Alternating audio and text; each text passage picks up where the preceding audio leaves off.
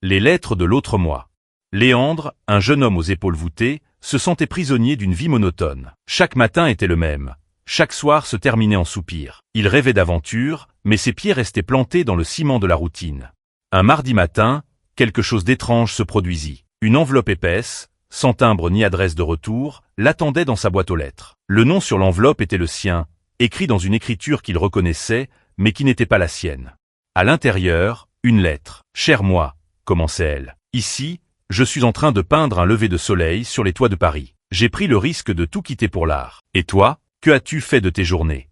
Les lettres continuèrent d'arriver, chaque jour une nouvelle. « Cher moi », disait la suivante, « j'ai construit une machine à voyager dans le temps, juste pour le plaisir de voir les dinosaures. N'oublie jamais de nourrir ta curiosité. » Une autre lettre décrivait une expédition en Antarctique, une autre encore une rencontre avec un chef de tribu dans la jungle amazonienne. Chaque histoire était un coup de projecteur sur une vie qu'il aurait pu avoir, une vie qu'il désirait.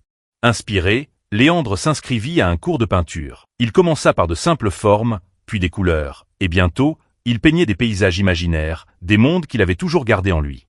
Il se mit à explorer sa propre ville, à la recherche de petits détails qu'il n'avait jamais remarqués. Un café avec des livres anciens, un parc caché derrière une église, une rue pavée qui menait à un marché d'artistes. Un matin, il écrivit une lettre à son lui d'un autre univers. Il la glissa dans une enveloppe, mais au lieu de la poster, il la garda. C'était sa propre histoire, son propre chemin. La dernière lettre arriva. Elle était vide, à l'exception d'une seule phrase. « Maintenant, c'est à toi d'écrire la suite. » Léandre sourit. Il n'avait plus besoin de ces lettres. Il était l'auteur de sa propre vie. Il ne savait pas où son chemin le mènerait, mais il savait qu'il serait rempli de couleurs, d'aventures et de découvertes. Il était prêt à vivre, non pas à travers les mots d'un autre, mais à travers ses propres actions.